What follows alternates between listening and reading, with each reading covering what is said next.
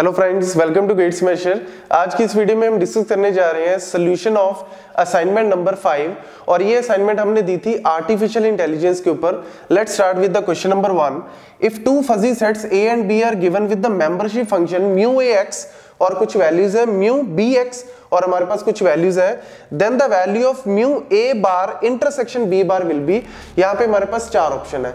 इस क्वेश्चन को एक्सप्लेन करने से पहले मैं आपको बहुत ही इंपॉर्टेंट पॉइंट बताना चाहता हूं कि फजी सेट जो है, फजी लॉजिक, जो ये फजी लॉजिक का पूरा कॉन्सेप्ट है, ये आर्टिफिशियल इंटेलिजेंस में सबसे हाईएस्ट प्रायोरिटी मैं इसको देना चाहता हूं एनटीए नेट के पॉइंट ऑफ व्यू से, क्योंकि आपको इसी टाइप के सबसे ज्यादा क्वेश्चन, मतलब उसमें क्या होगा, या तो ए यूनियन पूछा होगा, ए यूनियन इंटरसेक्शन बी का पूरा बार पूछा होगा, ए इंटरसेक्शन बी का और बार दिया होगा।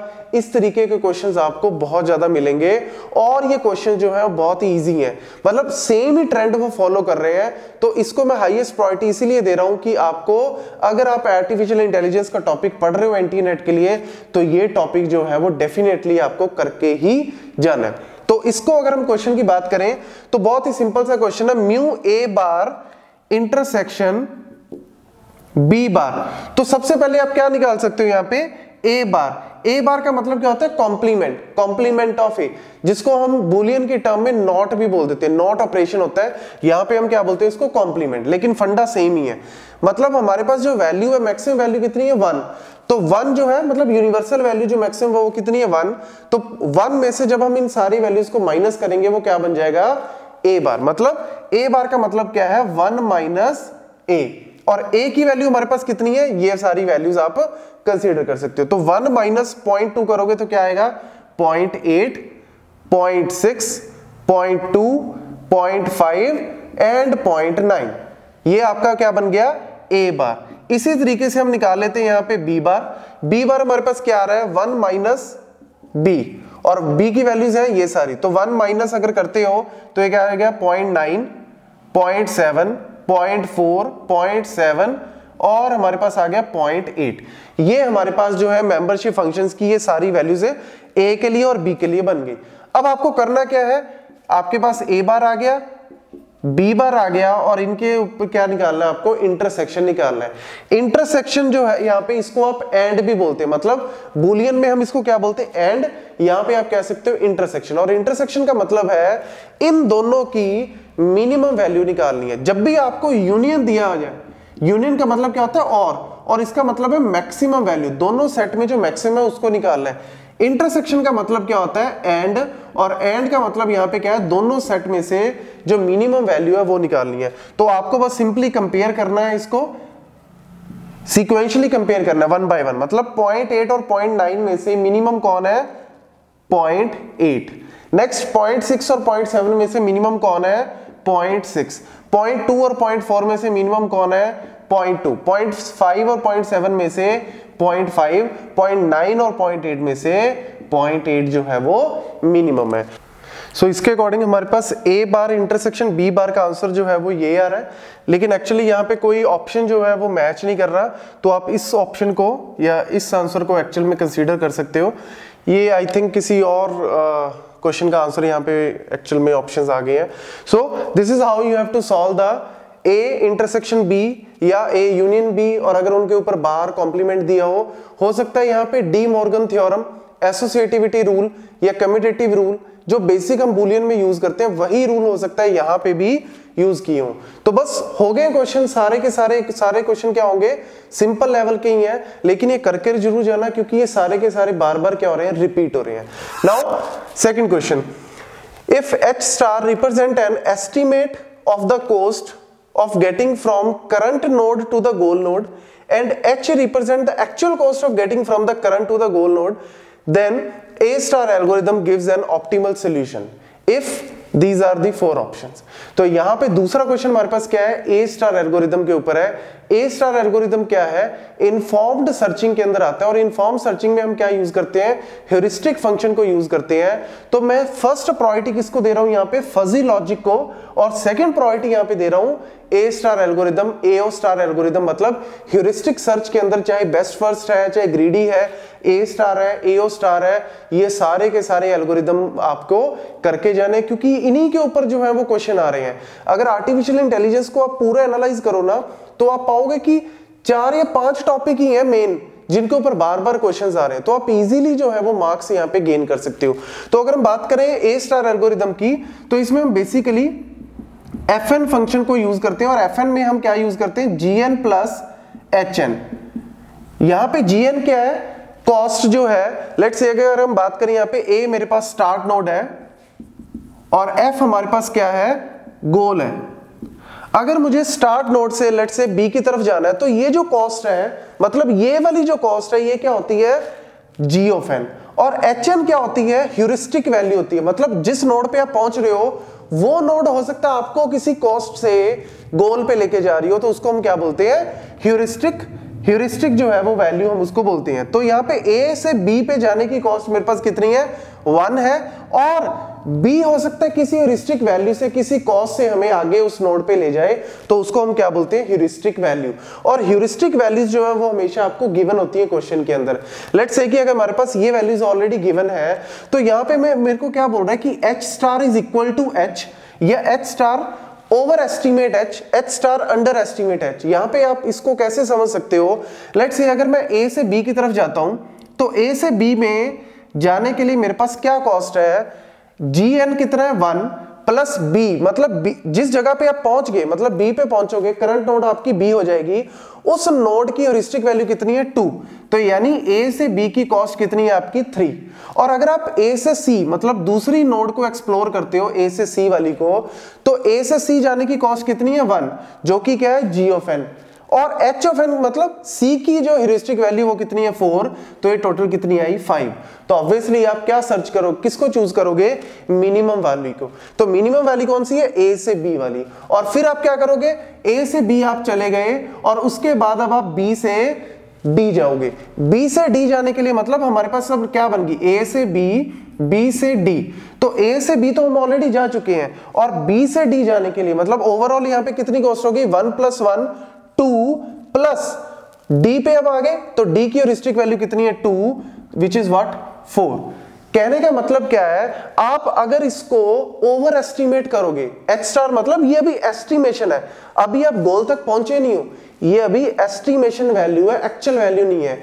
अगर आप without considering the next node, मतलब आपने अगर C को कंसीडर यहां पे नहीं किया, आप सिंपल B पे गए, B से अब D पे गए, तो D की कॉस्ट कितनी आई अब 4।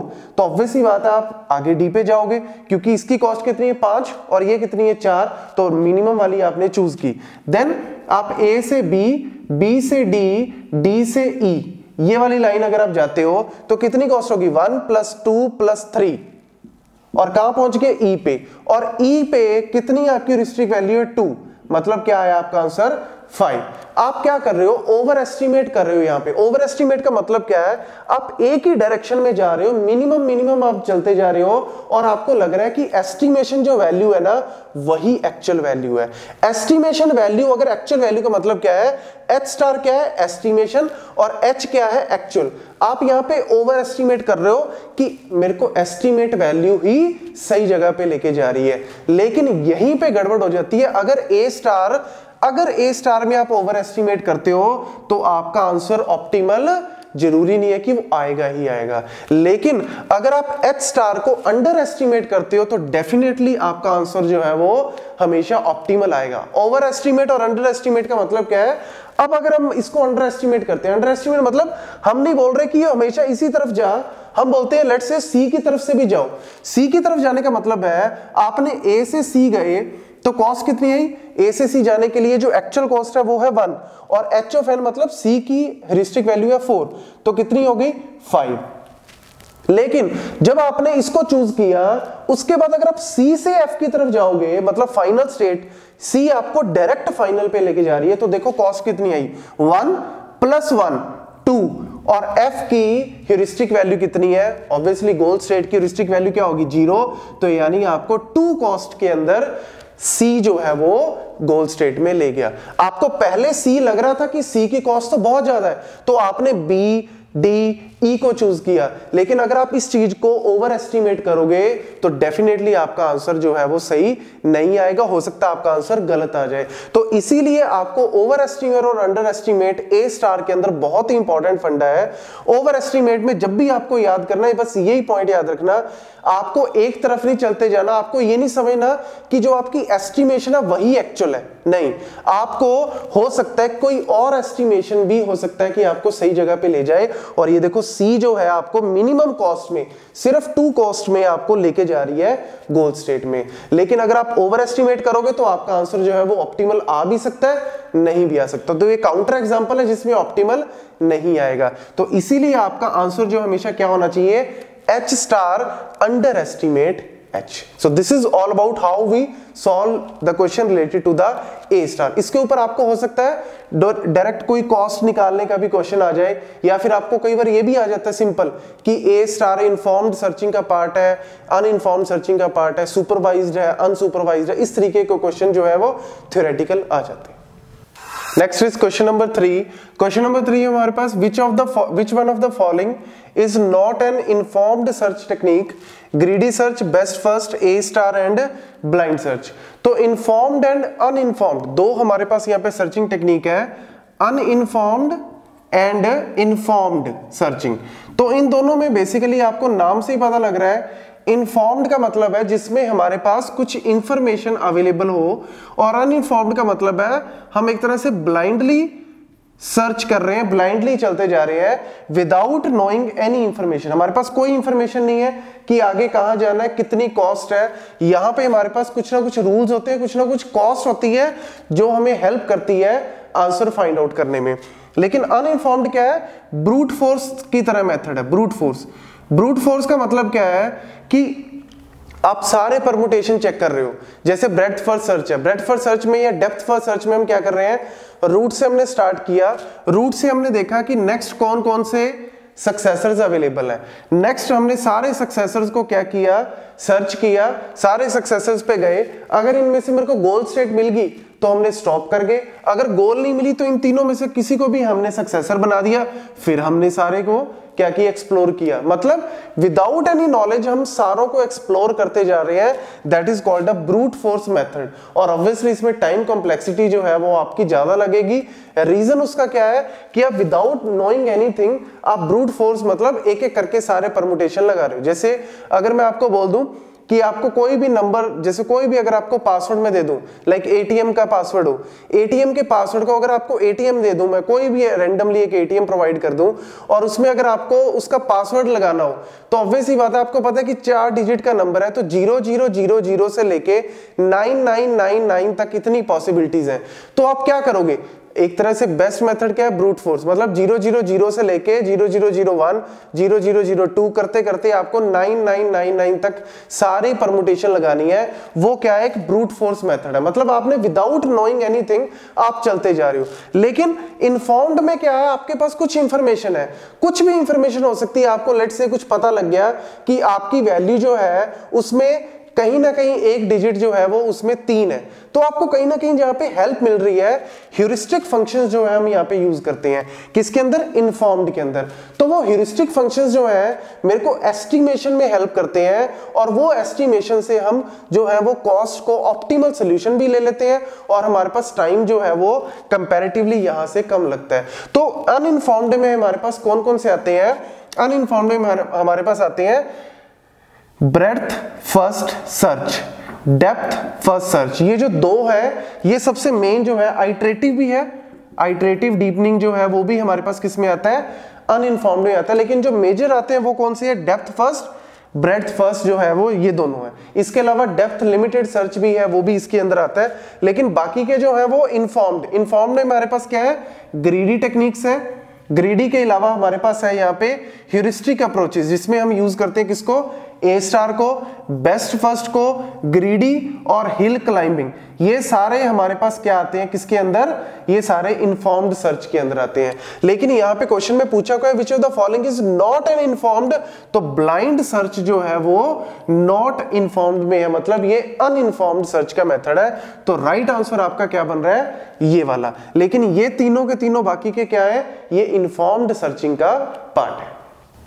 Next is question number 4, consider a fuzzy set old age defined below. हमारे पास ओल्ड एक फजी सेट दिया हुआ है जिसके अंदर हमारे पास वैल्यूज है 20.1, इस तरीके से हमारे पास वैल्यूज दी हुई है।